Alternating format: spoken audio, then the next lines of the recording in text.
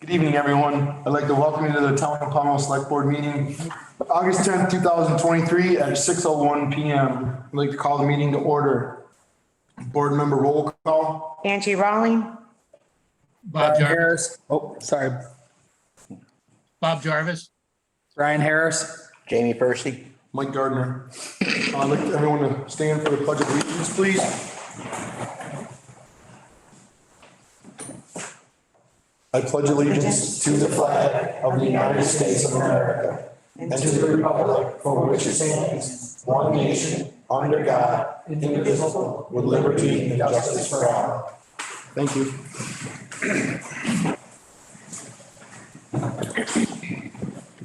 Approval of the agenda. Under the agenda, we need to add the naming of the land acquisition project. And you want to do that? Leonard's gonna be here anyway.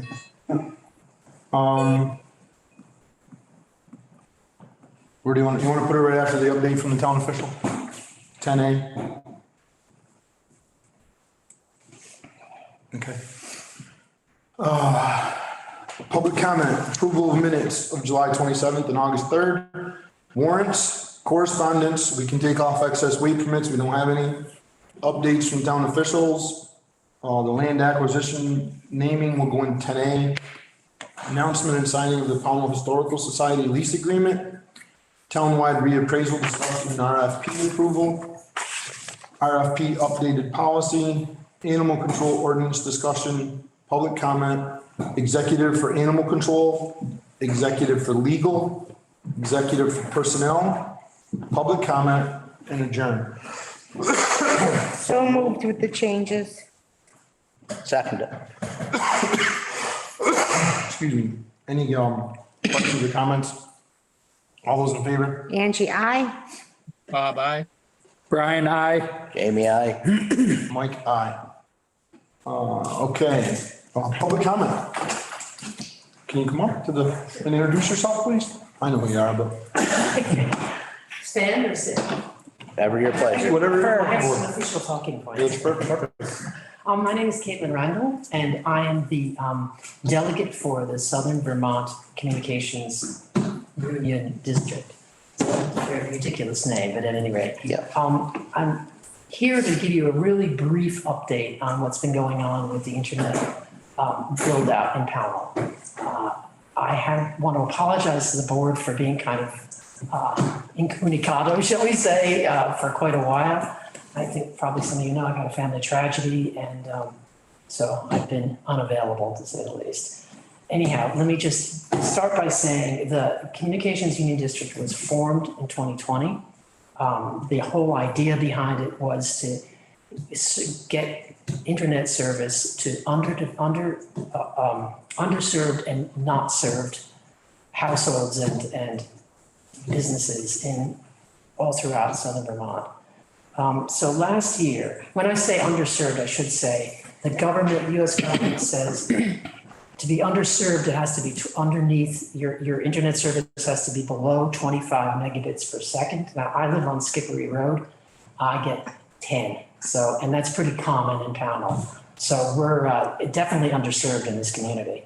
But in any case, last year, the Vermont CUD, the Southern Vermont one, was awarded $9 million in internet fiber construction grant, which was quite remarkable. And they got it from the community, if you're interested in the Vermont Community Broadband Board. That along with $3.3 million from Consolidated Communications. They're adding that to it. So that covers about 6,412 addresses. And they're investing, Consolidated decided beyond that to invest an additional $10.2 million to build an additional 13,000, build out it for an additional 13,000 addresses. Anyhow, it brings it up to 19,000, which is a considerable amount. So in partnership with Consolidated, which for some of you, it's known as Fidium Fiber, that goes under the umbrella of Consolidated. Yep. So that's what you're seeing Fidium. But they're building, operating, and maintaining this network, and they expect to serve to actually get fiber optic to all these underserved and unserved addresses this year, which is exciting. So far, the question is, so what's happening in Pownell? You know, what are we doing now? That's why I'm here. So far, they've divided this whole thing into phases. Phase one, they actually completed on schedule last year. And phase one was to build out this high-speed service in Bennington, Woodford, most of Shaftesbury, and Glastonbury. In phase two, which we're now in, that includes Dorset, Landgrove, Londonderry, Manchester, Peru, Pownell, thank God, Rupert, and Sandgate. So as of yesterday, we had a board meeting yesterday, and as of yesterday, they said they've reached about 99% of the whole county. And they said work began on July 24th in Pownell. And so far, they've laid 3.62 miles of fiber, which is kind of exciting. But the question, I guess, is also when it's going to be finished and when we're going to get this. They say that they're expecting to finish in the next few months, certainly by November. That's what we're being told. That's nice. So that's good. If you have any questions about this, you can go to the CUD website. That's at sovtcud.net.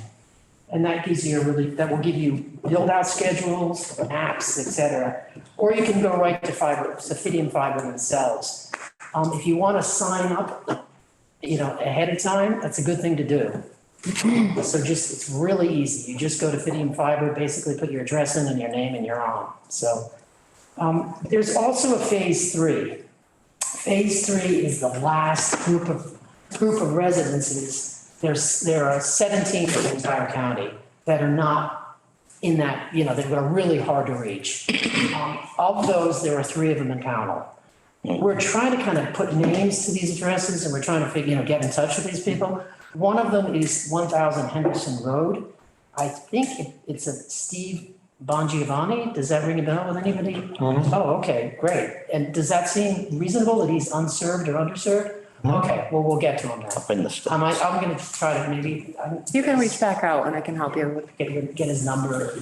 2 White Oaks Road and 85 White Oaks Road.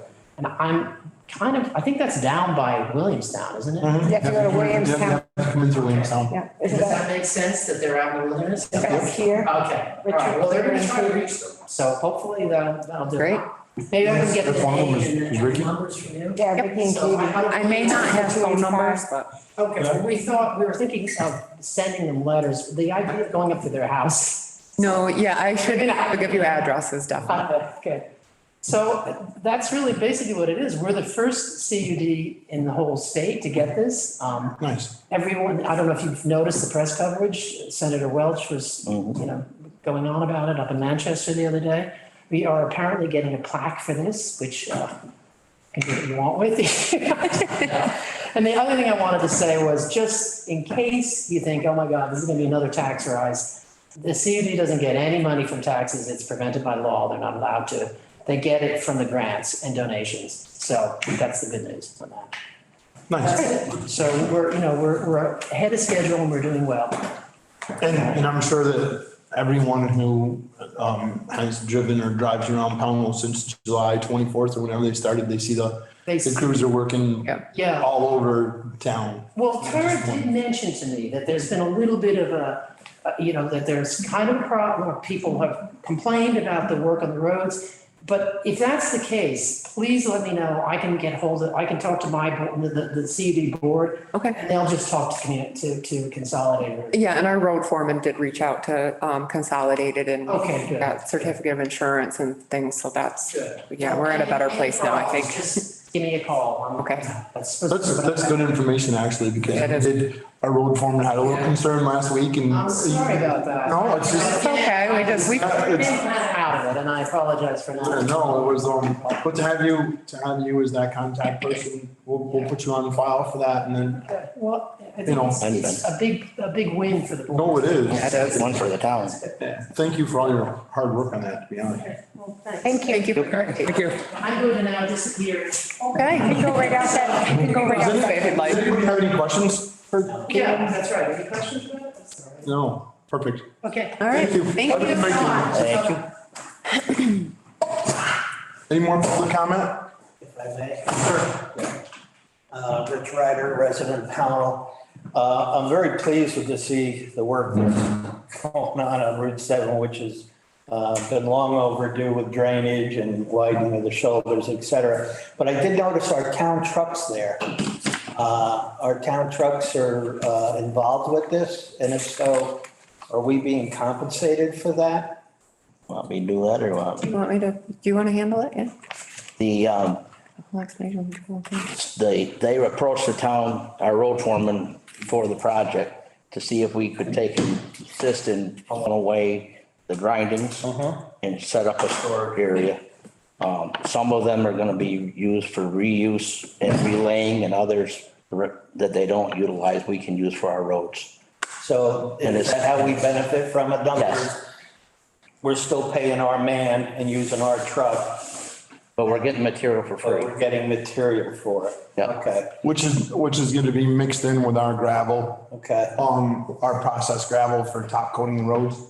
So it should extend our, if we have 5,000 yards of gravel, and I'm being hypothetical here, which I don't know what's there, right? I think the bid was for like 5,000 yards this year, but at any rate, if we have 5,000 stockpiled, or we plan on, we're gonna mix that in. And, so basically get an extension of our own processed gravel for the roads for. And I just, all of a sudden I see the town trucks there and I'm like, Well, I think. isn't this a state project? So I think a couple of things have changed. And I really think it's for the better, to be honest. Oh, if the town benefits, So, yeah, that's but I a think, great thing. I think a couple of things that I really think have changed from the past, and it's just kind of changing, is the state does include towns in their projects now. It's not just the state's coming in and they're gonna do this.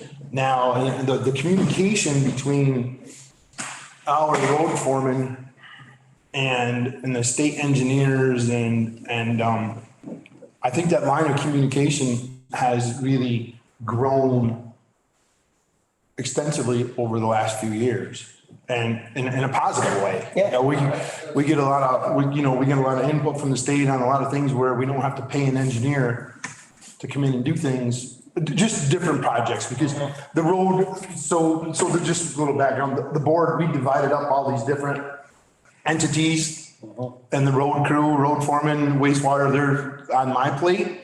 So I work really close with Joel on a lot of these projects. So we talk multiple times a week on different things that are going on. Well, as long as Yeah. it's the town, that was my only concern. I have Joel's email response to Yep. Jim Postis, if I could share that now. Yep. So Jim Postis at our last meeting asked a similar question, what was happening with the millings. So Joel's response to him was, hi Jim, I've been told that you had questions. We're getting them from the state. We're planning on mixing them with the gravel to bind it better. Also, the edges of the blacktop roads where they keep washing out, we use some of that to keep that from happening. Most towns have a lot of blacktop roads and they keep their own millings and they mix it with their gravel and it works really well. In the past, along with other towns across the state, we have tried RAS, which is a recycled asphalt shingles, which if we had to buy them, it was $18 per ton. Not very cost effective. Layered on the dirt and mixed with the gravel as an experiment with the state. We found it held the roads better and it cut the dust down, so we didn't have to add a lot of dust treatment, which is also costly to the town. With the darker color, it thawed out quicker than other parts of the road. And with gravel at $10 a yard out of our own pit, mag chloride at $1.09 a gallon for dust control, and the cost of sand and road maintenance in general, this is a huge savings for the town. Great, thank you very much. thank you, Dave. Thanks for the question, Rich. Any more public comment? Nothing? Okay. Approval of minutes, July 27th, 2023, select board meeting. So moved. Second. Any corrections, additions, questions? All those in favor? Angie, I. Bob, aye. Brian, I. Jamie, I. Mike, aye. Minutes of August 3rd, 2023, special select board meeting. I didn't see So moved. that. Then save it for the next meeting. That was you, me, and Did I not read it? Was it under Julie or was it under Tara's? I send the minutes. I didn't see them, so I'm The gonna. special select? yeah, Yeah, The special, wasn't that the sewer commission? yes, that was last Monday, That was or last last Thursday. Thursday. It was the sewer commission. We Yes, didn't read them. Just put it off till next meeting. We'll just approve it at the next one. I didn't see them. Okay. And I can't vote on it. I'm sorry. No, it's fine. I know, it's fine. It's literally just a, We're gonna Thing on the list. table minutes of August 3rd, till the meeting of the 24th, please. Warrants, accounts payable, August 4th, $32,666.61. So moved. seconded. Any questions? All in favor? Angie, I. Bob, aye. Brian, I. Jamie, I. Mike, aye. Accounts payable, New Town Hall, August 5th, $8,680. So moved. Second. Any questions? All those in favor? Angie, I. Bob, aye. Brian, I. Jamie, I. Mike, aye. Accounts payable, August 11th, $34,416.60. So moved. Second. Any questions? All those in favor? Angie, I. Bob, aye. Brian, I. Jamie, I. Mike, aye. Payroll, August 4th, $11,729.11. So moved. Second. Second. All in favor? Angie, I. Bob, aye. Brian, I. Jamie, I. Mike abstain. Payroll, August 11th, $11,576.79, sorry. So moved. Second. Any questions? All those in favor? Angie, I. Bob, aye. Brian, I. Jamie, I. Mike, aye. Any correspondence, Tara? yep, just one from Elena Bandanza. Hopefully I didn't butcher that name. And she is from Native Plant Trust. Hello, Tara. My name is Elena and I'm writing on behalf of Native Plant Trust. We are a nonprofit plant conservation organization that partners with the Vermont Natural Heritage Program to monitor populations of native plants throughout the state. We are interested in conducting a survey for a population of native plants located on the Nature Conservancy property behind the ball field, listed as being owned by Pownell Wastewater Treatment Facility. The most direct route for our volunteers to access the plant population of interest is to cross the ball field on Route 346 and then walk into the woods behind, partly owned by TNC. Having reached out to Darcy, she sent the email to you. They're just looking for permission to cross the property and access those plants. What's the board's pleasure? I say let him. I'll entertain a motion. I'll make a motion, we approve. Seconded. Any discussion, questions? Yeah, just a quick question. I just want to make sure that it was permission to cross the property. But they're not asking for permission to access the property on the other side. They're just asking for permission. I'm assuming they already have permission for the Yeah. access to the property. They're only access, they only want access to cross the ball field. Yep. That's correct?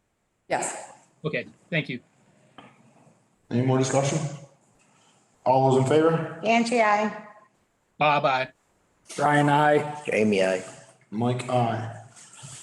Updates from town officials. I guess that's, I have one too. I also have one after you're done. health officer, has been extremely busy.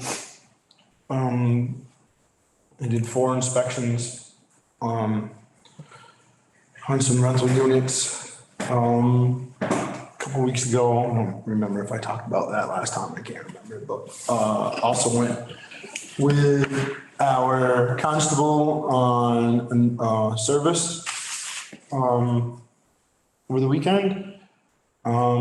We did,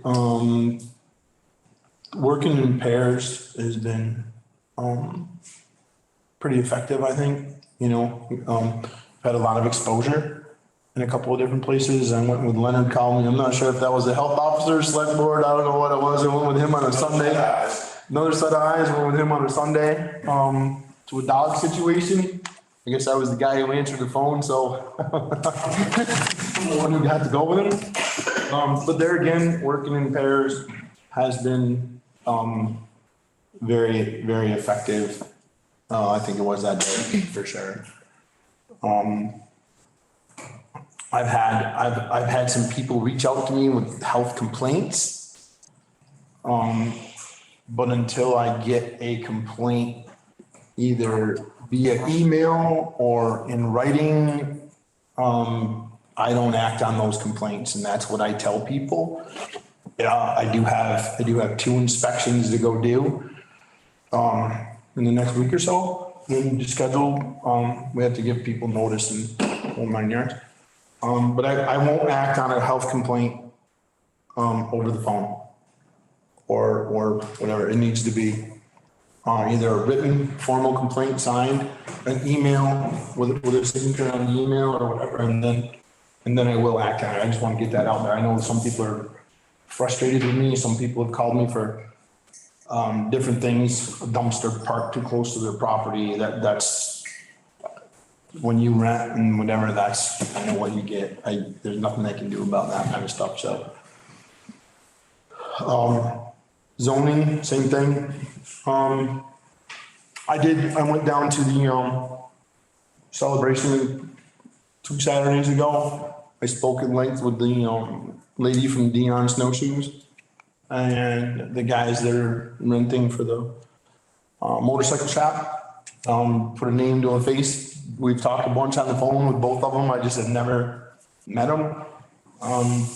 They're excited about being here. We both have a lot of plans. So I did go up to them as the zoning administrator, and they have some plans moving forward with some things. We got a bunch of permits out. I worked on a couple today actually with Hannah. So it's kind of it in a nutshell for me. I have a report from Joel, our highway department foreman. Good afternoon, just a quick update of what the road department is doing. As posted online, Mount Anthony Road is going to be closed from Monday, August 14th for approximately 3 weeks for the replacement of the existing culvert to a new box culvert.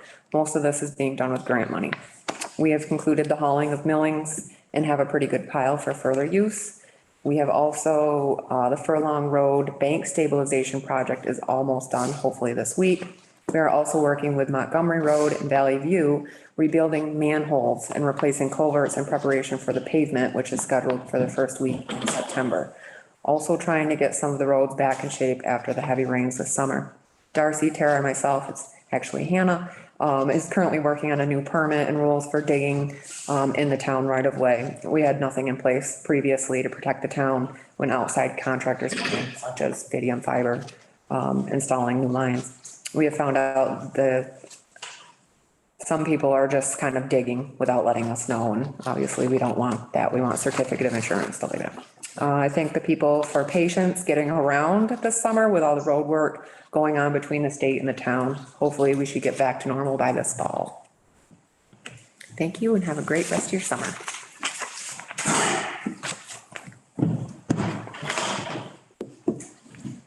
Anything else? No. Naming the land acquisition project. So I don't know if you want to name the project, name the whole land, once that purchase is complete. Do you want to name the whole forest or just that piece? Donald Campbell suggested something along the lines of Pownell Town Forest or something like that, so.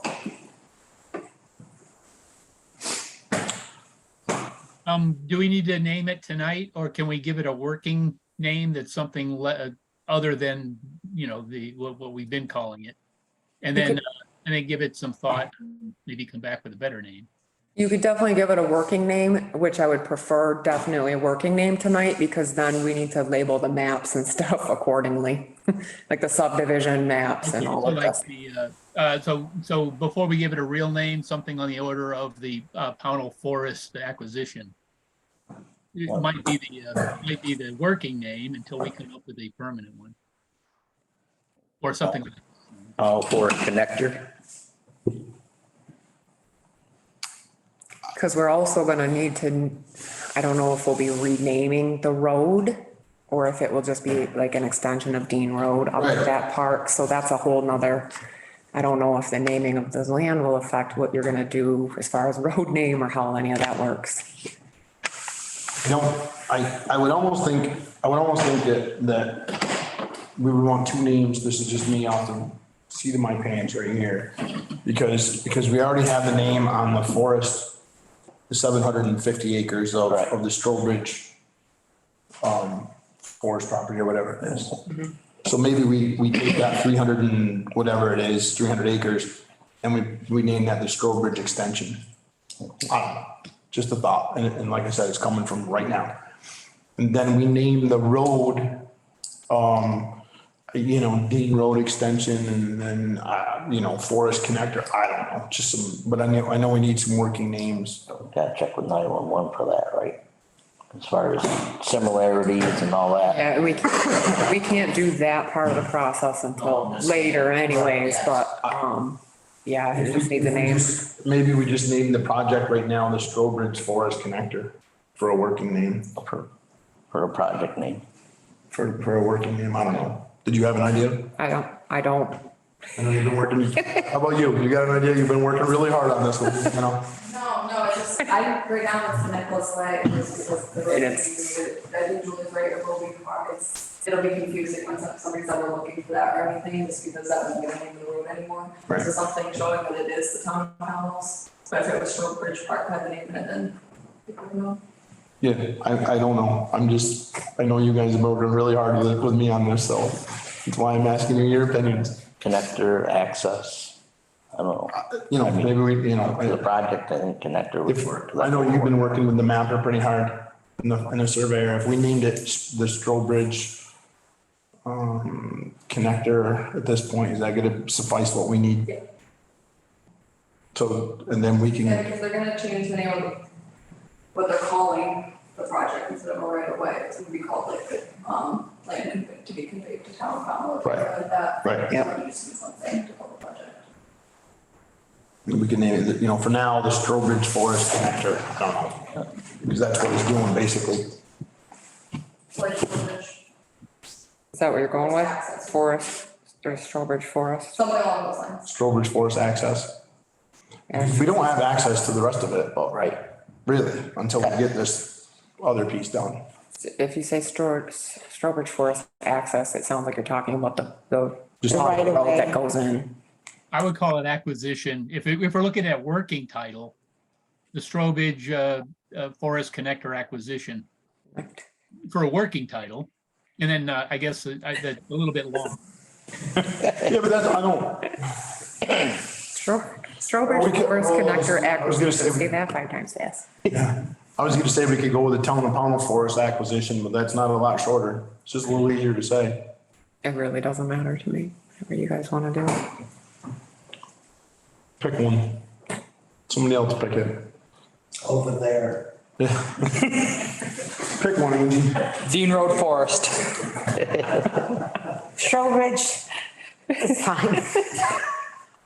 Strobridge Forest acquisition, how's that? Yeah, Go. just do Strobridge Forest acquisition, skip this part. Okay, Yep. all right, We don't need it. 40 miles. okay, Is that good? that's good. Thank you. Everybody happy with We'll that? change it later. We're gonna have to change it later. We just need a name on it right now to finish up this project. Poor Tara's like, I should have just picked something myself. Well, I didn't want to do that. Quicker than I thought. Works for me. Okay, announcement and signing of the Pownell Historical Society lease agreement. Here it is, So I guess we need to, final version. So I think we need, I don't know if you want to do a brief announcement about the agreement? Joyce, do you have somebody that wants to come up and sit with us? Excuse me. Is the president, is that what you want somebody to sign? I just want to know if you want to come up on what, somebody from the Historical Society, you're all here. You can all Run up come to up if you want. Run up to the table and do we want to read through this? We'll just all come up. What's the Historical Society, what is your pleasure? I guess I'm gonna ask you this, Jeremy, you're the, would you like me to read through this entire lease agreement so that it's on record? That's gonna take a while, isn't it? I'm a pretty fast reader, but, Yeah, well, might as well. you know, I'm a pretty quick reader. If you give me that long. So it's on public record. That's right, yeah, on public record. I'm gonna read through this, lease agreement between the town of Pownell and the Pownell Historical Society Incorporated. This lease agreement is made this 10th day of July, 2023, effective date, by and between the town of Pownell, Vermont municipality chartered in the state of Vermont, and the Pownell Historical Society Incorporated, a Vermont not-for-profit corporation with a principal place of business in Pownell, Vermont, collectively referred to as parties. Recitals. Whereas the town owns the town of Pownell new town hall building and premises at 511 Center Street, Pownell, Vermont, of which part of the building is the 1812 historic one-room schoolhouse number 8 that has been relocated to the new building site. Whereas the donation of the schoolhouse building was made with the understanding the Historical Society would have a continued location out of which to operate. The parties agree that the basement area beneath the historical schoolhouse will be used as the Historic Society's place of operations, said area being hereinafter referred to as leased facility. The area used by and leased to the Historical Society includes the basement room directly beneath the one-room schoolhouse, said basement area being approximately 864 square feet. Whereas the Historical Society is desirous of leasing the leased facility for use as the Historical Society offices, and the town is desirous of leasing said area to the Historical Society. Whereas the leased facility comprises an appropriate place for conducting the above referenced Historical Society business, and now therefore in connection of the covenants hereinafter contained, the town and the Historical Society agree as follows. Agreement, section 1, lease area and term. The area leased hereunder is approximately 864 square feet, consisting of the basement room directly beneath the one-room historic schoolhouse. The Historical Society shall have the use and enjoyment of common facilities of the town hall building, including the entranceways and hallways for access to said leased premises and to the bathrooms to which the Historical Society shall be entitled to utilize for its staff and customers. The initial term of this agreement shall be for 5 years from the effective date of July 10th, 2023. The term shall automatically be renewed for a term of 10 years so long as the leasee is not in default of the terms of this lease. At the expiration of the first 5-year term, the parties will renegotiate the rent. The town agrees that any rent increases shall be no greater than the inflation rate over the course of the initial 5-year term as measured by the Consumer Price Index for the Northeast region. Rent increases during the renewal term shall not exceed the CPI inflationary rate for the Northeast region. Section 2, payments to the town. The town shall lease the leased facility, to the leasee, the Pownell Historical Society, for the reduced rent of $1,000 per year payable on or before September 1st of each year during the initial 5-year term. The town has declined the leasee's offer to pay $25,000 towards the space and expresses the intent that the leasee use said funds toward paying the rent during the term of the lease. Utilities and security, section 3. Heat and electricity shall be provided by the town. The town shall provide guest Wi-Fi internet access to leasee, but any additional internet access or bandwidth required by the leasee shall be the responsibility of the leasee. The Historical Society will be responsible for contracting for its own telephone services, and the town shall have no responsibility to lease or provide these services to the town. The installation of any security equipment in or around the leased facility, including cameras and monitoring hardware, or the installation of any special equipment necessary for the preservation of historical documents and pieces must be approved in advance by the town. In the event of such an approval, the Historical Society will be financially responsible for the purchase, installation, and maintenance of its own equipment. The Historical Society shall provide adequate supervision and security for the leased facility. The Historical Society shall be responsible for all janitorial services for the leased premises excluding the common entranceways and hallways. Section 4, keys and other maintenance. The town shall retain keys to access the Historical Society's leased facilities for emergencies and the general purpose of maintenance of the town offices.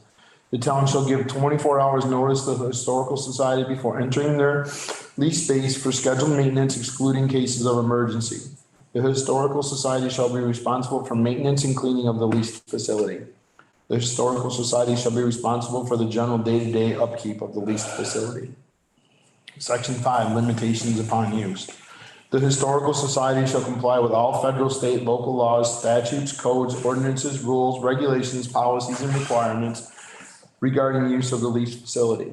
The parties shall not use, permit, or allow a leased facility or any portion of a leased facility to be used, occupied, or improved under this agreement in any manner or for any purpose that is in any way violation of a law. The Historical Society shall not permit the consumption of alcohol, use of tobacco products, or possession of weapons or firearms on the leased facility. If any license, permit, or other governmental authorization is required for the lawful use of the leased facility, the Historical Society shall procure and maintain it to the extent required by law. The Historical Society shall be responsible for the safety of all persons and property when using the leased facility. All materials, equipment, and supplies used in the leased facility shall conform to all applicable law. Termination. I'm sorry, it's also dry. I didn't know, you should have said no. It's all right, I'll give it to you. Section 6, we're almost done. Termination. In the event of a breach of this agreement, the non-breaching party may give the breaching party 30 days written notice of the non-breaching party's intention to terminate this agreement. If the breach has been cured within the 30-day period specified, the agreement shall terminate upon expiration of the 30-day period.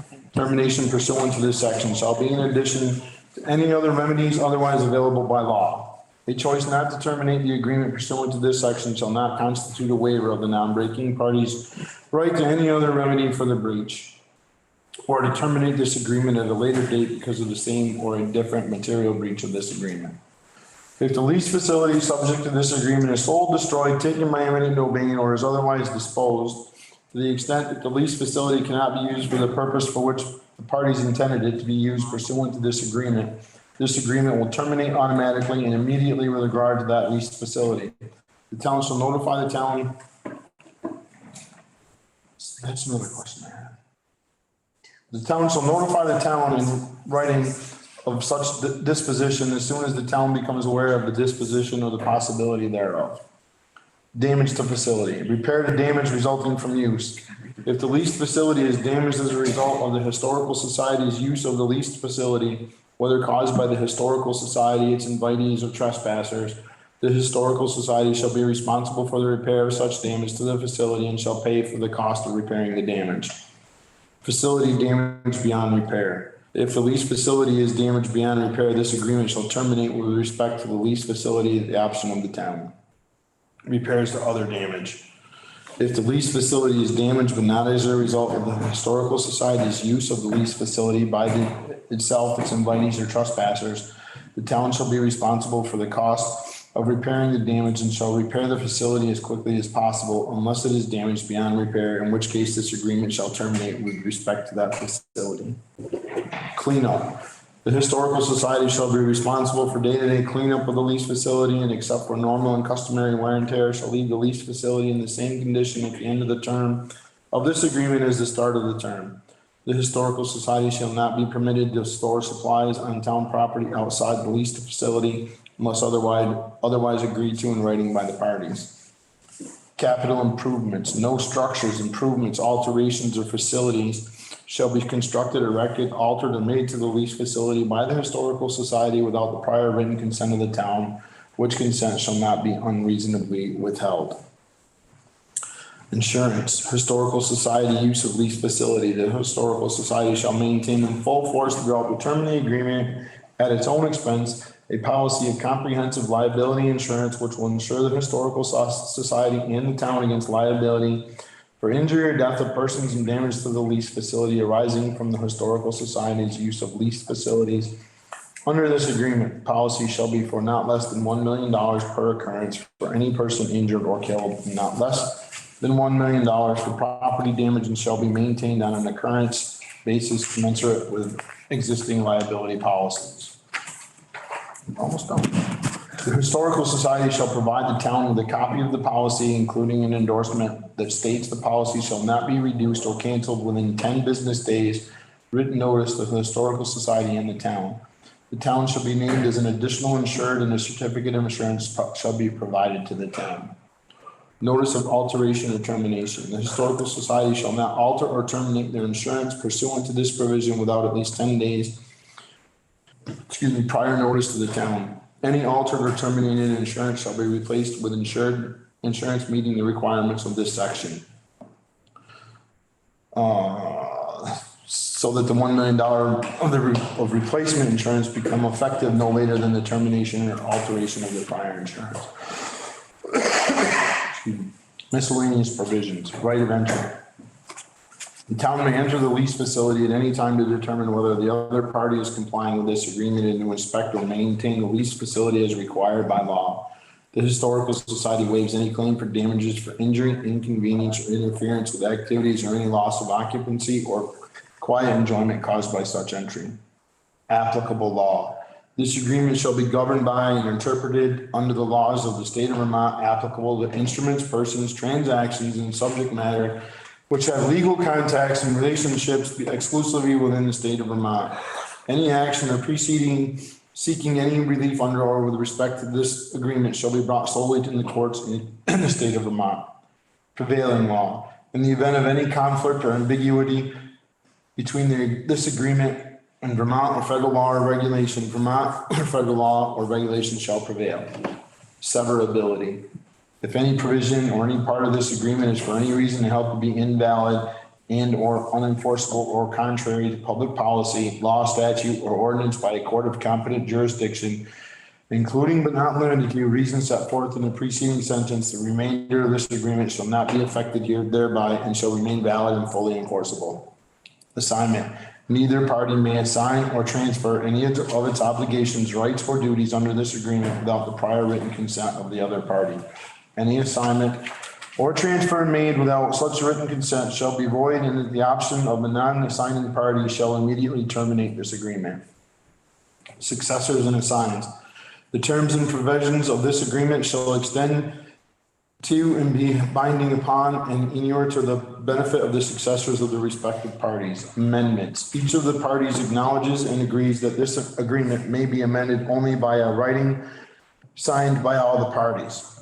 Entire agreement. This agreement and its exhibits constitute the entire agreement between the parties with respect to the subject matter hereof, and no prior agreement, statement, promise, or representation made by any party, employee, officer, or agent which is not contained herein shall be binding or valid.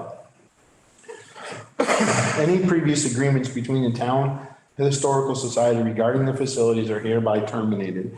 Any property or facilities that are not described in this agreement are not subject to this agreement. Headings. The headings of the sections are for convenience only, are not a part of this agreement, nor shall they be considered in construing the intent of this agreement. Interpretation. The language of all parts of this agreement shall in all cases be construed as a whole according to its fair meaning and not in favor of nor against any of the parties as draftsman or otherwise. Waiver. No waiver of default in any of the terms, covenants, or conditions in this agreement shall be a waiver of any subsequent default of the same of the or any other terms, covenants, or conditions herein contained. Notices. All notices, certificates, or other communications hereunder shall be deemed given when personally delivered or mailed by certified mail, postage prepaid to the parties at the addresses set forth below.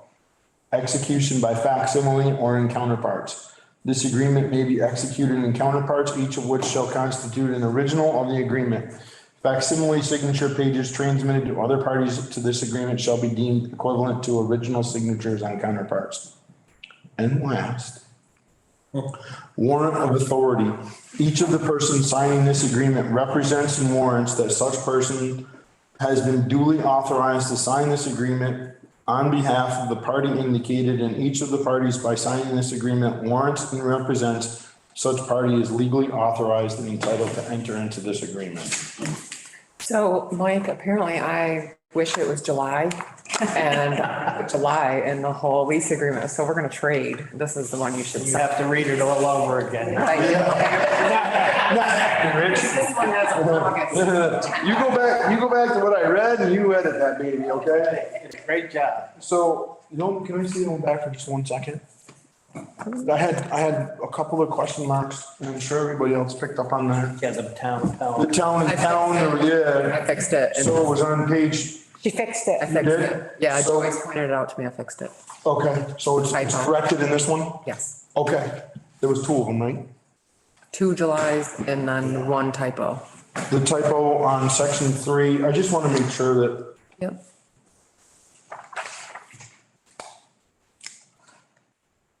right here in front of me, sorry. Okay. Okay, perfect, and then the other one was, I don't know what the other one was. where did I see the other one? Responsible to the town, rather. Right, there was 2, There was another one? Yeah, something about the town will give notice to the town. Right. You made a question mark, that's how you do it. I did it right here, but I don't know what I did on the other one, Ange. I did it there, did I do it on the other I one? thought that's how you do it. Got it in front of me, so if you can find it.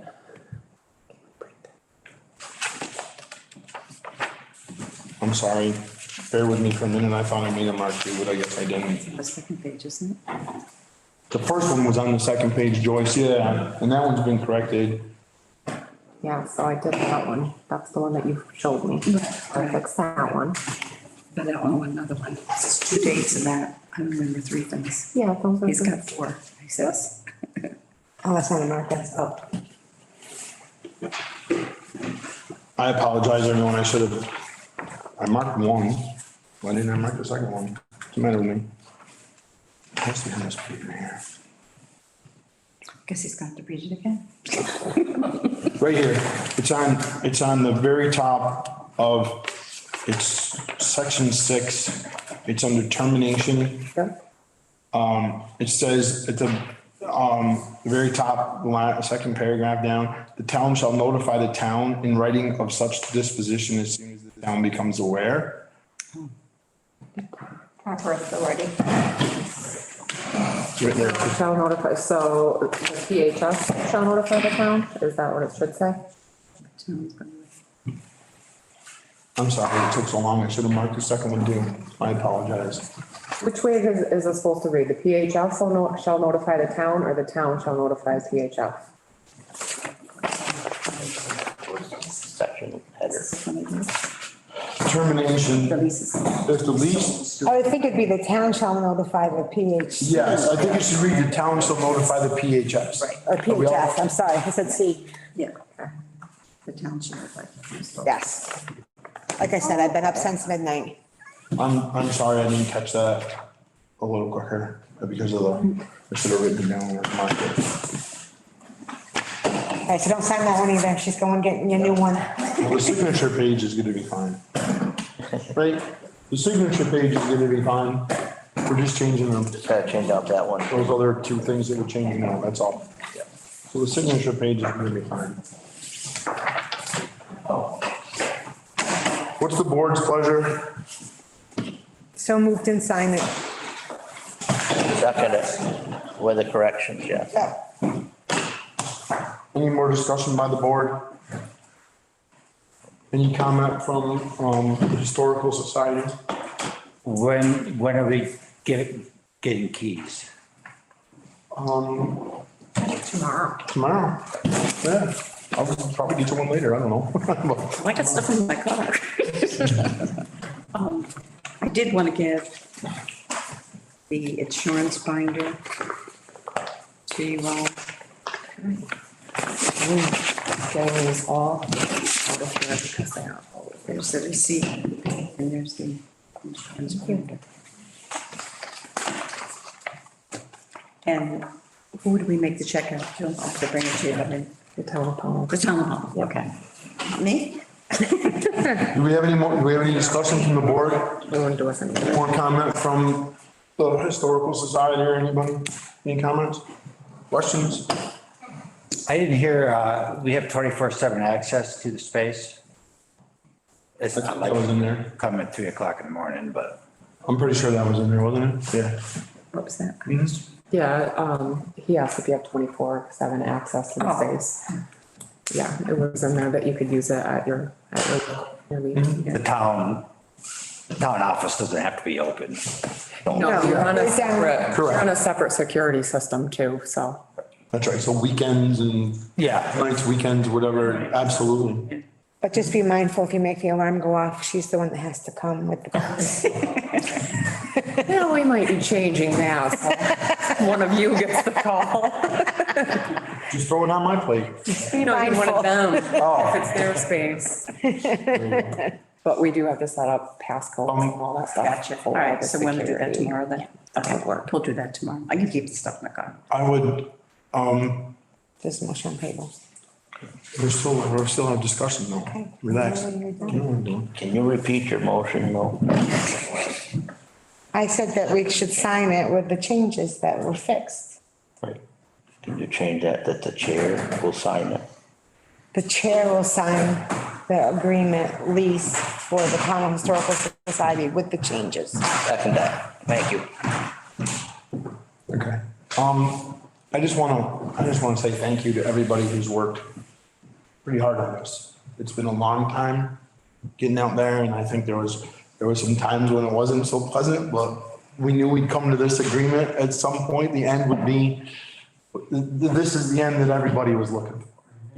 So, I just want to thank everyone for the extremely hard work and the time and effort that's been put into this. And it's just another thing off Tara's plate. Add to that, I would like to thank all those who were part of it that are no longer with us. They weren't here to see it come to completion. So, Fran Lamb, and I could go on all night long. When I was out collecting names for one of the many petitions, I visited a neighbor and I met her husband in the yard. And he said she wasn't doing very well. And I said, no, I don't want to bother. He said, no, she would like to see you. So I went in and it was obvious that she was in grave condition. So, she said, what's going on? And I explained to her, about the schoolhouse and the history center and all. She said, you're going to save the schoolhouse. And I said, yes. And she said, and you're going to have a history center. And I said, yes, Eleanor, we're going to save the school and we're going to have a history center. She looked at her husband. She said, give it to me. I'm going to sign it. She said, and you sign it. Well, she didn't make it to see it happen. But every time we hit a bump in the road, that conversation went through my head. So I can say, okay, Eleanor, we made it. And thank you all that past board members, everybody that has been supportive, very supportive of us. Yes, we're glad that we're here and we've come to this point. And we're going to have the best history center in the state of Vermont.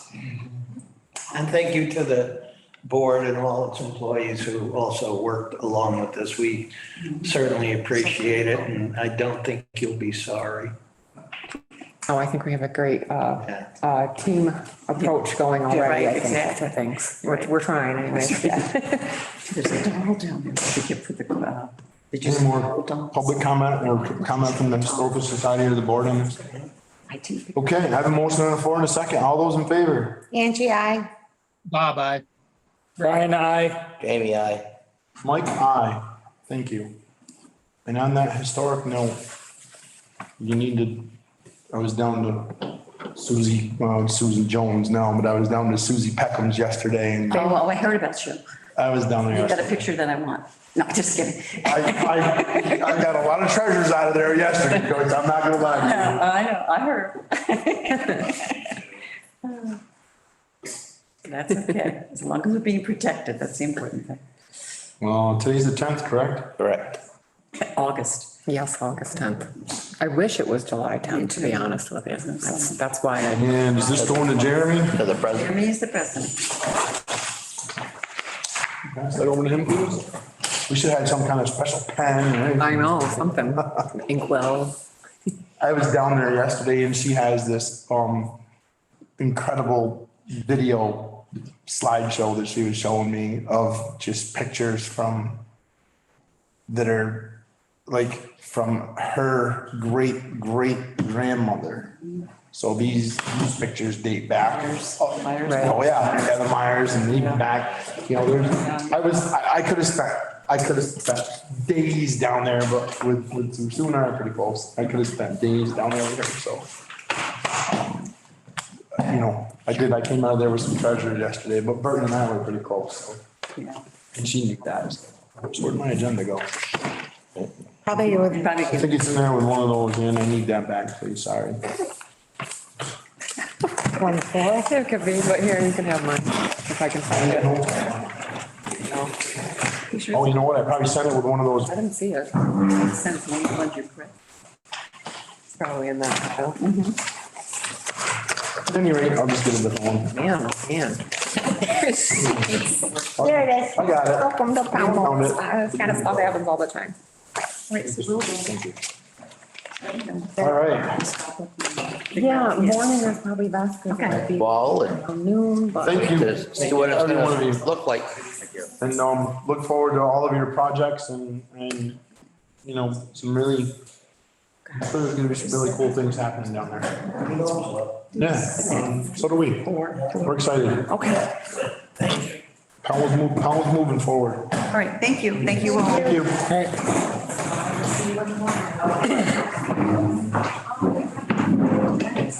Bennington and do get keys and. See you then. Perfect, thanks so much. Have a good day.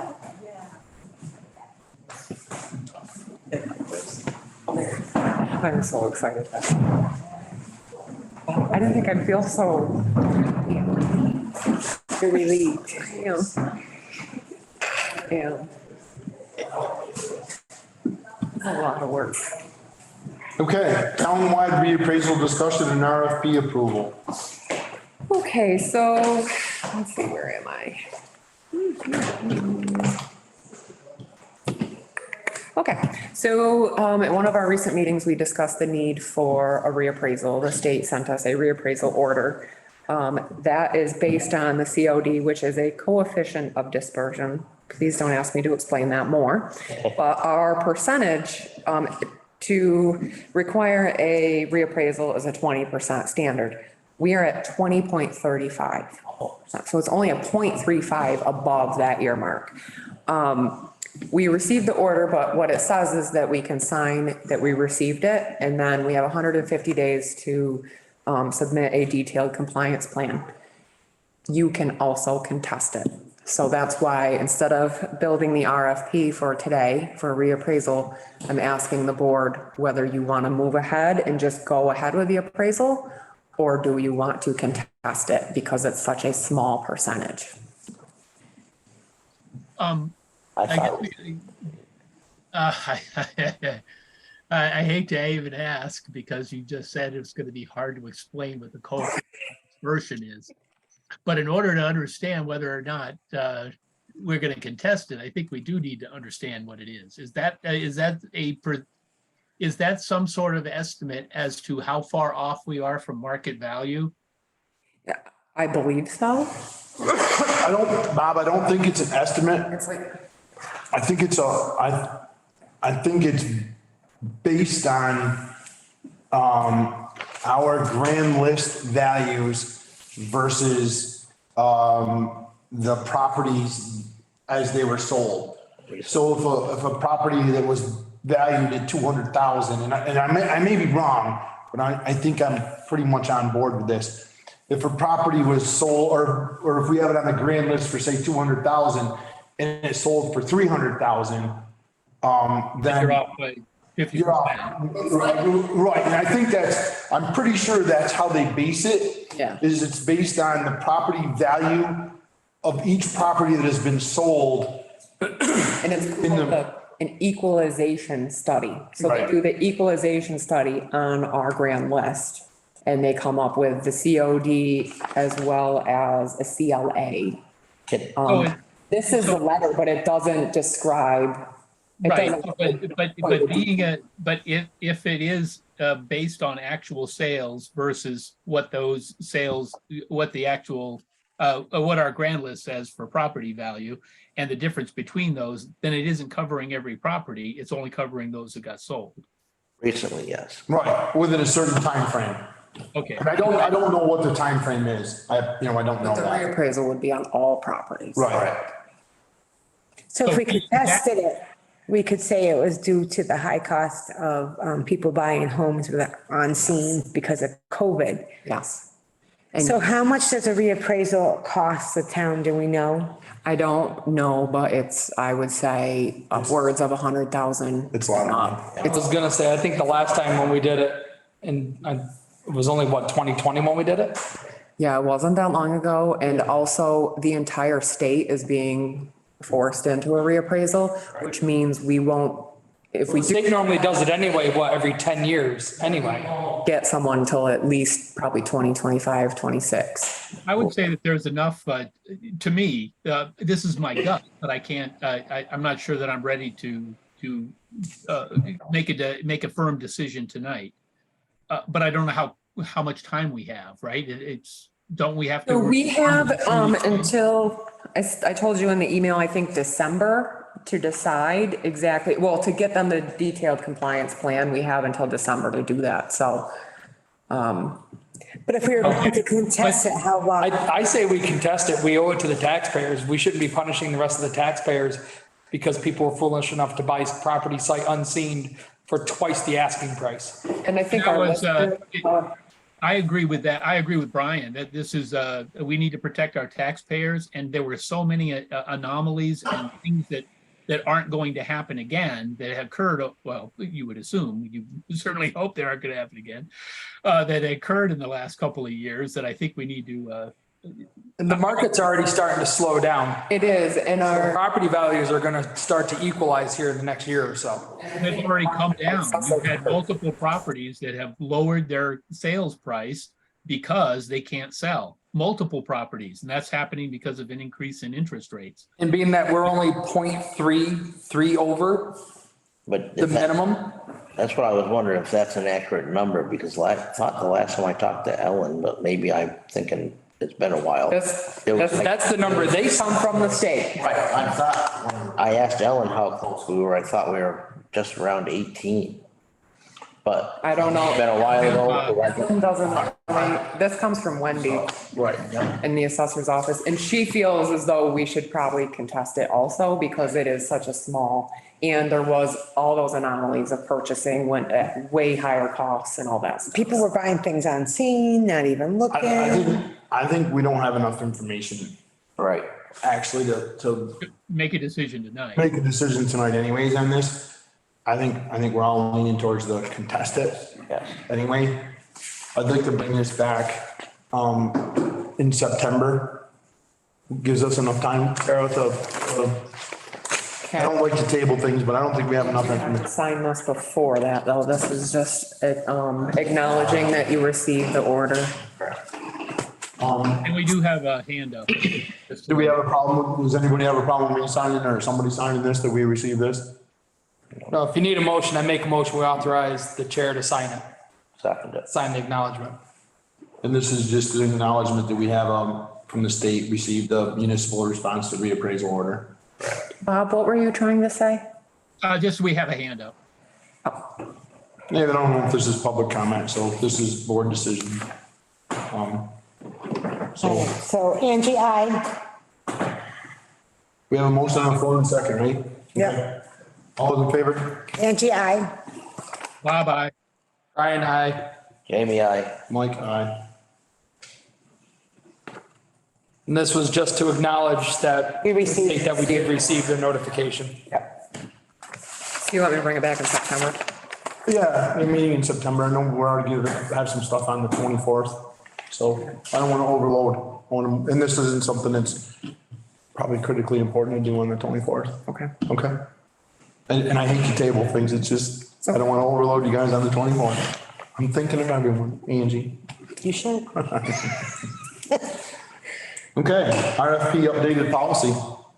So I sent this all to you earlier. It's just basically a couple of changes in our purchasing policy to change authorized purchasing agents, which add me and Hannah and take off a couple of other people that are no longer here. And then you all voted to add in if purchasing equipment, the payment has to be made within 30 days. So that's basically it. It's the same policy we've had for about 5 years or more now. Make a motion Sign off on it. to accept the new policy as written. So moved.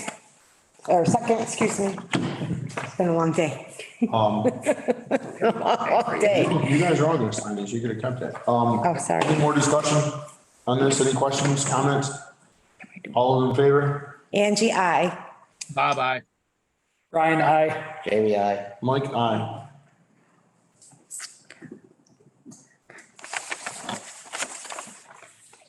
Back to you, and then we'll go this way. Sorry.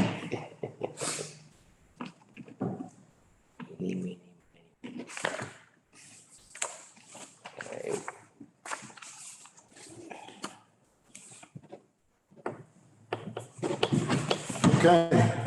Animal control ordinance discussion. Robert, I'll have to stop in. That's you, big guy. So, the ordinance, we've been working on it for quite some time. All that was left to do was to match the definitions a little bit more to statute. I reached out to Bob and Brian because I'm just feeling a little overwhelmed with it, because when I look at it, I like the language I used, so I thought it'd be easier if they helped me edit those, because they are our experts for animal control. And then once those are updated, I don't know if I had a chance to look at it or not, I'll send it back to the lawyer for final and then bring it back to the 24th meeting, August 24th, to have you guys sign it and start the ordinance process. But like I said, those definitions were still hanging out there. So I did go through the ordinance and I did compare it to the model policy, and it is pretty close. It's just a completely different format. However, what I can commit to is, and unfortunately I didn't have time this week, but by tomorrow I can send out, take the draft, update make updates to the definitions where I see they're necessary, and then I'll send that back to you. I'll try to highlight what I've changed, because I know you specifically asked that. I know yeah, the format is really tricky when you do the review and you track the changes on Microsoft. It makes it so I can't get rid of that for some reason. I don't know, maybe I'm not doing it right, but yeah, it's easier if you just highlight what changes. Raise my hand like in school. I would like to also add, I know it's a pain adding to this. It's easier now than after it goes. I would like to have a definitive fining system in place in the policy as well. So if we have repeat offenders on loose dogs constantly running around, I have a definitive system where I can just go through, oh, this is your third offense, this is this much amount of money, this is that. Unlicensed dogs, we already know the drill on that one, but there's a lot of circumstances where I'm dealing with repeat offenses over and over and over again. And the only thing our current policy says is $25 a ticket. And Right, so the new policy, I think, gives you a first offense, second offense, and we as a board have to decide what those are. And I don't think we have yet. No. And do our tickets go through the jurisdictional system? Yes. They do, so if they're offended numerous times. Yeah, it goes against their life. And the structure I use is I give everybody a lecture the first time, as long as it's not a non-violent aggressive situation. Happens again, they get a written warning, and they have a written acknowledgement that it's signed off on too, which has the correctional actions to be taking place and dates on when they'll be fixed by. And then we start moving to tickets. And most situations are like loose dogs, I start off at $25 a dog. Happens again, doubles, happens again, doubles, happens again, doubles. I'm allowed to do up to a $500 ticket if I want to. But the town, the select board can bump that up to $800 if you really wanted to. It has to be in place in the policy, according to VLCT, big book of wolf. So I think I believe the fines have to match what's in the policy. So we as the select board will select what those fines are. And then and on an incremented basis, and then the VLCT and the state gives us limits on what we can and can't do, right? We can't make it $10,000. I think what he stated, because he checked with VLCT, is the maximum the town can do is 800. Yeah. And we could take and put a line in there. It starts at $25 first offense after the warnings or whatever. Right, and the template and with a actually, maximum of $800. Let me, right, but the template actually lays it all out, right? The template, and correct me if I'm wrong, Tara, and I do need to correct one thing. I don't consider myself an expert, so. I'm just thinking the language he just used was very simple, you know. That's the way the entire policy needs to be. That, you know, double, bing, bing, A bunch bing. of legal mumbo jumbo. So when I give it to somebody, it just breaks it down nice and simple. This is what you did. This is what's gonna happen. I need something I can literally just hand to people and be like, this is why this is happening to you. I think that's a very reasonable request and I just like that, the way you explained it. First offense, 25, second, doubles again. Yeah, I like the way. Not exceed $800. And not just the way you explained it. I also like that you're, first you have let them know, then you give them a verbal warning, and then you start with the first offense. Right. I mean, So they get 3 chances essentially before they cost them any money. And I also do this on a rolling calendar year too, because I have some offenders, which I've been doing this job for 2 years, 4 months roughly. I have a couple of offenders I've been dealing with since day one. Yeah. And situations that it's just over and over and over. that was my question to you is, Yeah. so if we have you find any animal owners up to the $500 point? I've come close with one. Okay. And do they pay their tickets? I don't know, because it goes to the Department of If it doesn't, it goes Official or License. whoever it goes to. But I get their license number when I write out the ticket, so if they don't pay it, they lose their license, so. Do you do it per animal or per person? Per animal, per incident. So I have one situation where it's 2 dogs constantly, and they get hit with the double animal each time. Okay. So you're operating on the current policy, which I think became effective in 2005, right?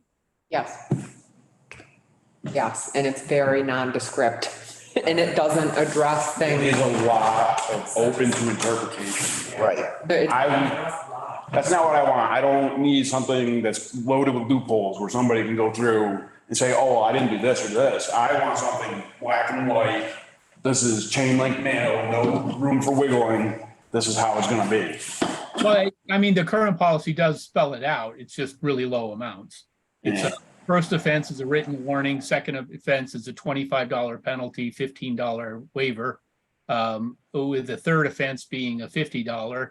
And then subsequent offenses is plus 100 and what else? And impoundment cost, right? Impoundment. Oh, I'm sorry. Subsequent offenses after the third offense is impoundment plus $100 full penalty. And then, so it actually does spell it out. It's just maybe we wanted to have more meat. I don't know, more teeth.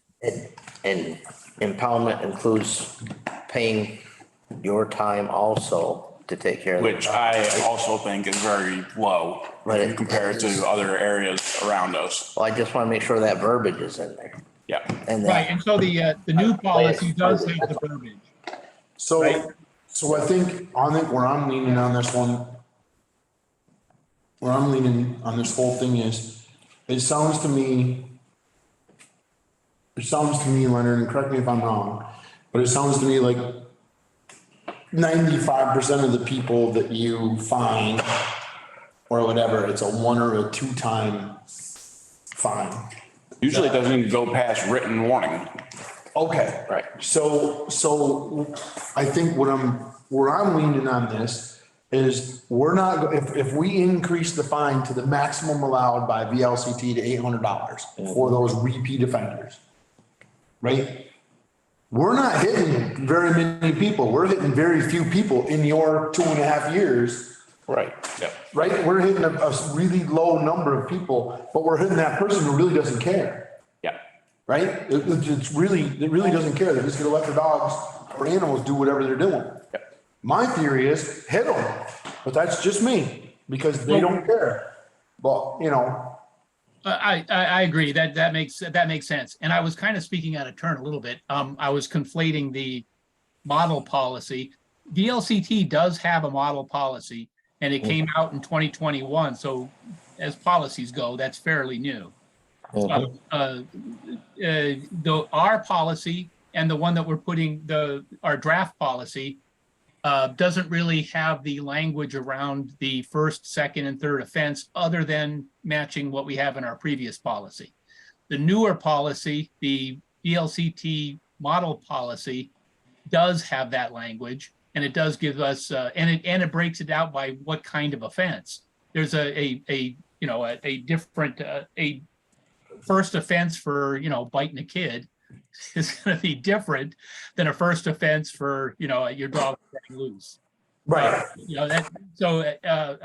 I like the VLCT model policy, one, because it's already been vetted by attorneys and therefore we know we're on pretty solid ground. And we don't have to worry about whether or not we're missing anything. So if it's all right, what I'll do is I will take the current policy and I will make it match the VLCT model policy, but then we as a board still have to come back and decide on what those amounts are going to be. Because the model policy does break it down by type of offense, and it's different, and we can apply different amounts for different offenses. Will it fit our town format, being a rural town? Well, there's also other issues I would like added to the animal control policy, which I don't know if made it in there, but the free ranging livestock, trespassing on other people's properties, that needs to be addressed. That's why I tried to use definitions about domestic animals. So Right. that covered any animal in town Yeah. that's kept as a pet. But that's what they were saying they didn't really like. So that's why I wasn't sure how to adjust the policy to address what you need addressed. Yeah, I remember need that. in the policy. I can't go there with a policy that says this is about your dog when I'm talking about your 12 chickens jumping all over your neighbor's car. That's why I brought. I got nothing to back me up on when it comes to the policy that we have right now. Right. Yeah, we don't have anything about farm animals running loose. Oh, and that's, But I get called. But we have to be very careful about delving our animal control policy into livestock. I mean, that's a massive expansion of what we're doing. Yeah, no, I don't want That to do could get out that. of hand really fast. I just think that any Should I not be answering those kind of calls then? animal, they should have it under control. so, yeah. Right. Would that be a game warden then that should be answering that call? That's what I would think. I would think that falls under a different. Because I've taken calls for loose horses. I've went and captured the horses and brought them back to their owners. I've gotten calls for cows breaking out through the fence and running down the road. I've herded them back and brought them back. I've got calls for chickens trespassing on people's properties, jumping on their cars. We all remember the racetrack incident. Yep. With the sheep. Right. So That's my job covers more than just dogs, cats. right. Now, stuff like horses getting out and cows getting out, that's always occurred up here and it's never been part of our policy. I think that should be out of scope for our animal control officer. That should be more around. So who should Leonard field those calls to? Because he's Not me. gonna still I get. know, I gotta ask what we did in the past, because my entire life in Pownell has been cows out. When I talk about a traffic jam, it's I can't get through Mount Anthony Road because the cows are, I honestly don't think that horses and, I don't think that this is a horse and a cow sort of a conversation. I think this is a free range chicken, Yes. invasion on, It's got to cover every feathered animal that is possible in domestic. Free-ranged animal, not just, I that's mean, what a we're free ranged discussing. animal, if you have free ranged animals, and correct me if I'm wrong, it's not free range on everyone's property, it's free range on your own property. It states their own property. Private. So, There is I boundaries. mean, still. when the neighbors, Could that just be handled through a zoning bylaw change? oh yeah, sure, just. No. No, it can't. Yes, it can. You're my man, chicken man. Oh, man.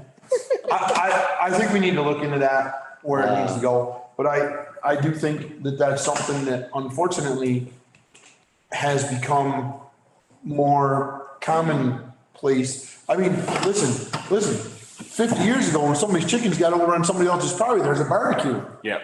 right? They don't do that anymore, right? I mean, that took care of it. I mean, I don't wanna we be had a criminal, bunch of but- cows come over in our backyard. We looked up the tag, got a hold of one of the farmers in town, said, hey, we got this tag number, you know who it belongs to? And I don't want to toot my own horn or anything, but in the short time I've been doing this job, these are the kind of calls that I've been doing all along. So if we all of a sudden stop, people are going to be very upset that I'm not going out and going after a horse that's in the highway or a cow in the road. So When you've been trying to handle those, are you coordinating with like VSP, just giving them a heads up? Like, how do you handle it? I go and do it. You go try to return it Yeah, to the owner, or? but, so let me ask you this, Leonard. So you go answer a cow or multiple cows out. I mean, generally speaking, you know, look at, I'm a farmer. Generally speaking, that's kind of a one-time thing, or maybe a couple times, and then the farmer fixes their fence because they don't want to lose their livestock. Yeah. Same thing with a horse. Yeah. Right? That's a one-time response for the most part, I'm sure. That one was a double, but But you know- That's kind of just a good neighbor response.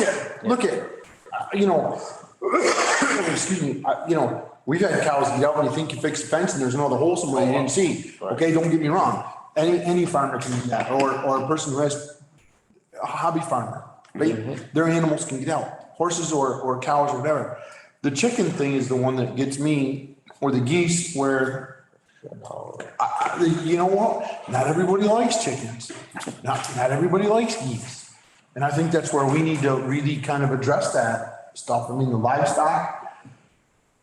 I mean, if somebody has a horse that's getting out on somebody else's property all the time, that's different. But if it's just out in the road, I think that's a one-timer.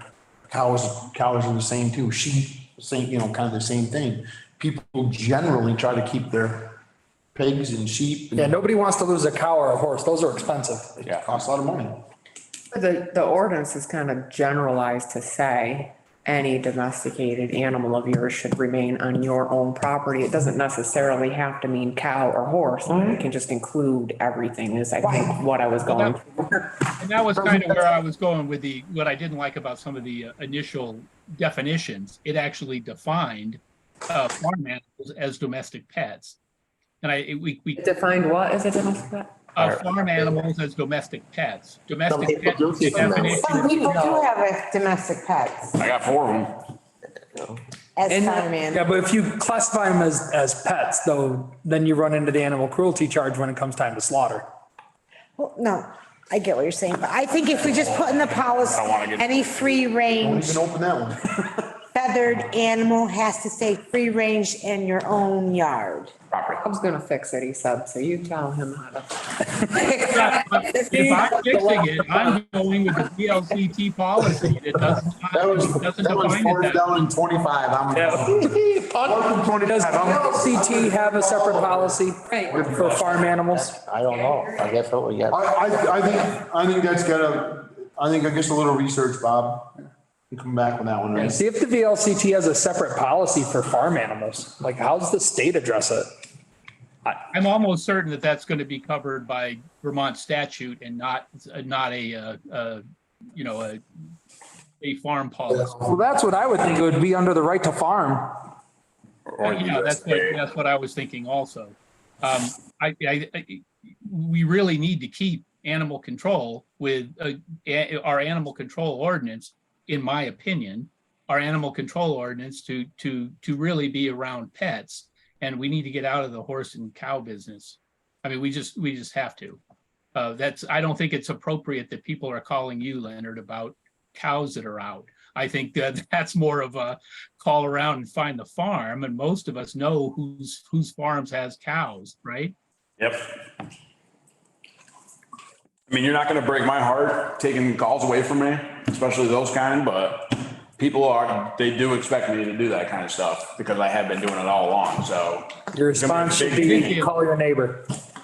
Yeah, I think the appropriate response is that's outside of the scope of my authority as animal control officer. Okay. Oh, that's my recommendation. I mean, I'm just one of 5 here.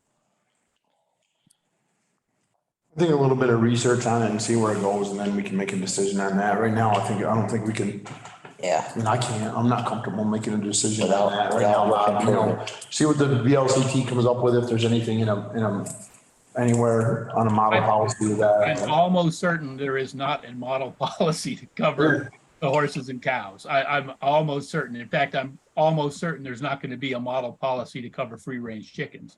Yeah, I'm not doubting that, but I'm not comfortable because honestly, right now, I'm not so sure about the cows and the horses, but the chicken problem kind of does fall under I know in Bennington, you have to keep them in your own yard, period, or else the police come knocking on your door, because it's happened to my daughter numerous times. Right. So it's probably worth a question to Bennington of what policy does that fall under? Right. Because she no If longer they has take care chickens of it. because of that. I think it's under their ordinance. She doesn't barbecue? I think Bennington just does it under their zoning bylaws. I'm not saying that as a dig against you, Mike. I'm just saying, I'm pretty sure that's how Bennington just handles theirs. Like, I don't think they created a separate set of laws. No, I don't know. I mean, I know some places in Pownell, some housing developments don't allow certain types of animals in, certain areas, Yep. And that's fine. That's a That's in a deed and all that kind of stuff, Yeah. private business with their with their own policy. That's up to them. Right. Well, this would be town policy. HOAs. Okay, looks like we're tabling that. Oh, man, I hate tabling shit too. I know. We've been tabling. I'm really hoping we can get a Kyle, better answer on that. Bob can fix it and I'd like to see this one, I don't wanna. Is there any way to fast track this? So we can get it to the lawyer and then get it to the town, get it voted on, like before the year's over? Oh, before the year's over? Yeah. Well, we've been sitting on this. Bob, can you do the research on this and bring it back to 24th? So I doubt I'm going to have time to do the research on cows, horses, and chickens. I think the question is how does Bennington handle the chickens? And that's the only point of contention, right? I think we're all in agreement that we probably shouldn't be having Leonard deal with horses and cows or any other farm animals. It comes down to chickens because people tend to have those birds in more populated areas where you really need a farm to have a horse. You really need the resources to have a horse or a cow. So the only thing I'm going to be looking at is trying to make sure that this policy matches the VLCT policy that's already been vetted by attorneys. If we want to include chickens in it, then somebody's going to have to do some research as to how Bennington handles it or how towns that handle this with a policy and how they handle it. I'm inclined to say that at this point, until we come up with a new policy, continue to handle the horses and cows and chickens the way you've been doing it. Like, once we come up with a new policy, if it doesn't have that in there, then at that point, I would say when someone calls you about our animal control officer about a horse or a cow or a chicken, it's not your problem.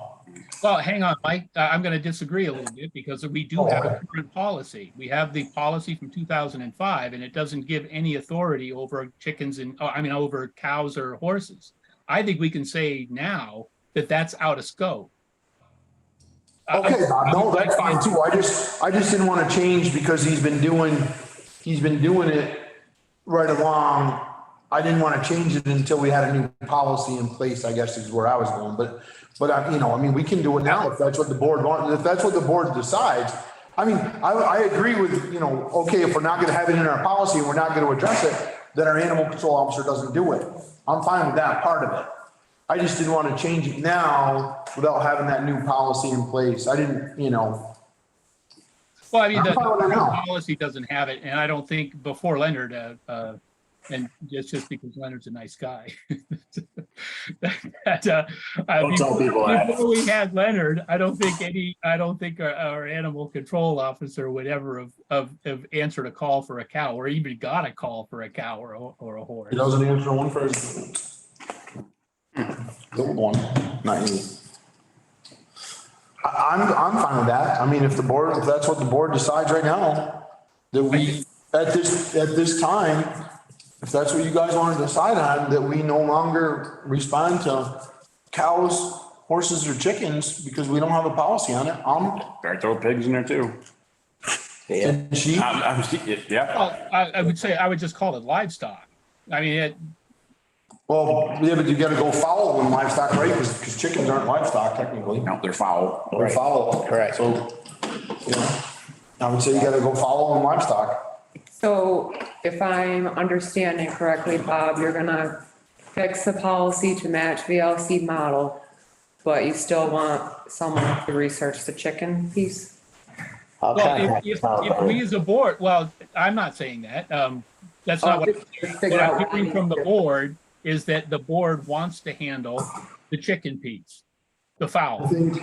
And if that's true, then we're gonna have to figure out how that gets handled by other towns and what legal authority we have.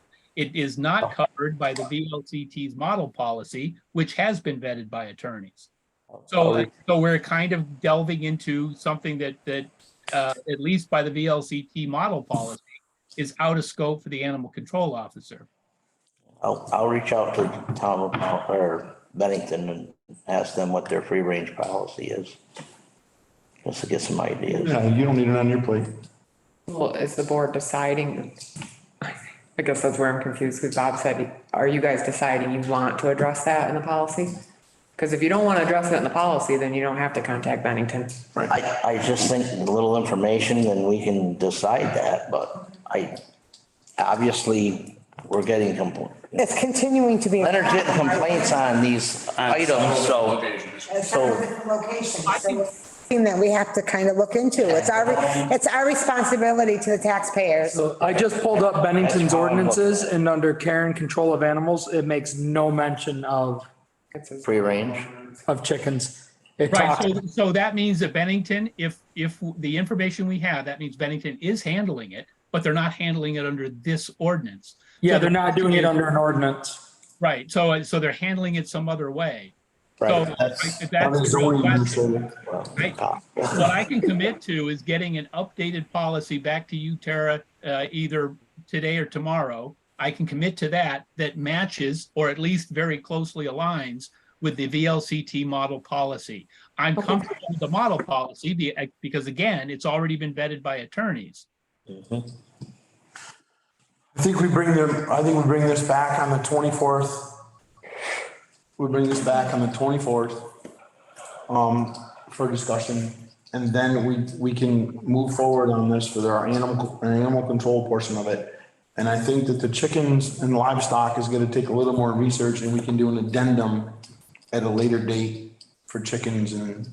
Unless if I get enough information by the next, because I'll contact Well, Shasberry. I'm not hearing, I'd like to have a couple of different places. Well, that's what I'm thinking, Shasberry, more rural like we are, so that's where Arlington, Shasberry, yeah, good thing.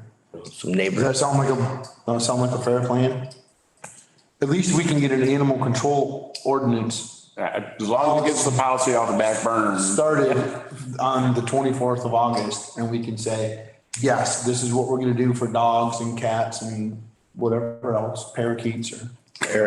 I've had a parrot call. I'm sure you have. I'm not even joking. I know you have over by Better's Pond. I saw it. Sir. I know, I saw it. He's actually had a bat bite call. You would not believe what this poor guy gets called. I know. Might be a python, anaconda. So- Play with them. I think we'll put it on the agenda for the 24th and have it at least a model policy. And then we can do addendums at that point if we need to moving forward. You good? Yeah. Okay. Moving right along. Sorry, Angie. You're fine. Public comment. Do we have any public comment tonight, Hannah? Jen has his name up. Okay. Hello, Board. Jim Coast is calling North Mason Hill Road. I just want to backtrack up to the appraisal. And first of all, I commend you that you didn't make a decision tonight just because it's a small percentage. But I really, really, really hope that you might invite Nemrick, who is now our professional appraisal person, to really come in and explain. There are two ways that the state is looking at the numbers. One of them I was surprised at is the, and I'm sure, I'm sorry, lost my track there, but I'm sure there's different ways that they are doing the appraisals, and it's not totally based on the sales. That's just a measurement to bring it out. But the appraisal is really an important aspect for everyone in town because it affects not only what we're paying the town, but the major portion of our taxes is based on school taxes. And that is a good measurement. Brian may have said that there was a last appraisal in 2020. I don't think it's been, that was only 2020. I think it's been close to 10 or 15 years. I may be wrong, but I personally think it's something that really needs to be done just to make sure that there's really good fairness in our appraisal and how everyone is being measured as a town. The last time some of these have been appraised, we had the local appraisers that hopefully did it great. The appraisal is the heartbeat of how this town really collects its money and spends its money and everything. So to me, it's a very, very, very, very important aspect that we can't just put aside. And I know there was one comment that Bob, when it first came up, that we needed one, there was an expression that maybe people could just do their voluntary appraisal if they want to, if no one else wants to. But in any case, I'd really like to see Nemrick come in and explain the whole thing of how an appraisal really is done before you decide that you want to contest it. Thank you very much. I don't recall saying anything about a voluntary appraisal. Neither do I. Neither do I. Any more public comment here? Just so you know, we can have Jacob come in from Nemrick. I think having Nemrick come in and explain it, I think is a good idea. I think we can schedule him in September. I'm sure, give him, a month's notice or something like that. I think Jacob would be fine coming in. Yep. And Wendy, I'm sure both of them would come in and Yep. working it. So we'll reach out. That's a good idea. Any more public comment here? No, Perfect. I'll entertain a motion to enter executive for animal control. Second. So moved. Second. Any discussion? All those in favor? Angie, I. Bob, aye. Brian, I. Jamie, I. Mike?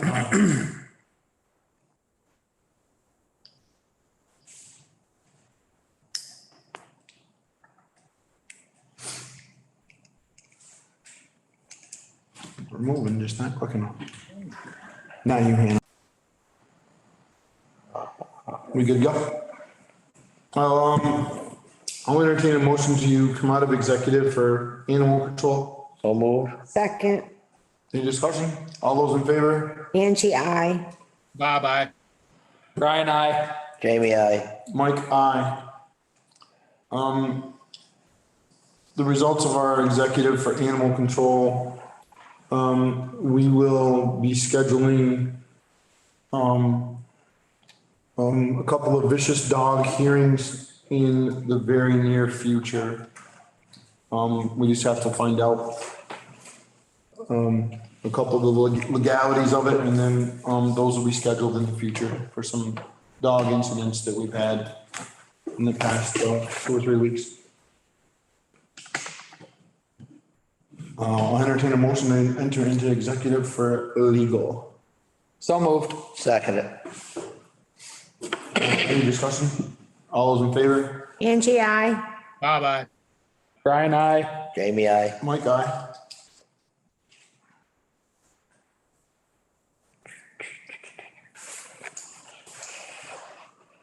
I'll be home by like 7:30. I'll entertain a motion to come out of executive for legal.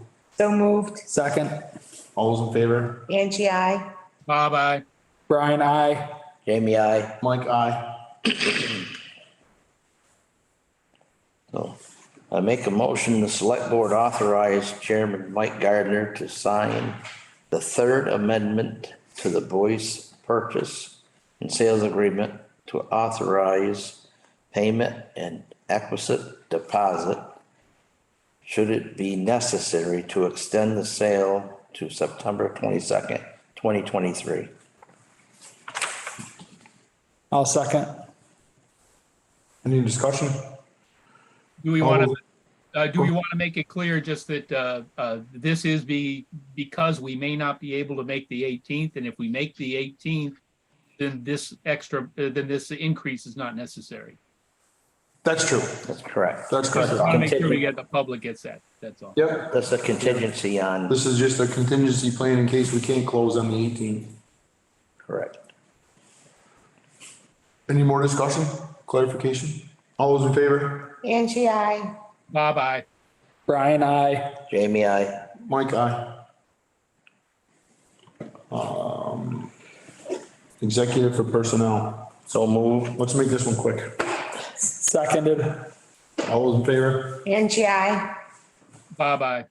Brian, I. Jamie, I. Mike, aye. I'll give that back to her so she has. Yeah. I'll entertain a motion to come out of executive. So moved. Second. All those in favor? Angie, I. Bye-bye. Brian, I. Jamie, I. Mike, aye. Is there any public comment, Hannah? Nobody's in? Finally, I'll entertain a motion to adjourn. So moved. Second. There's no discussion. Angie. All in favor? Angie, I. Bye-bye. Brian, I. Jamie, I. Mike, aye. Thank you, everyone, for attending. There's no discussion.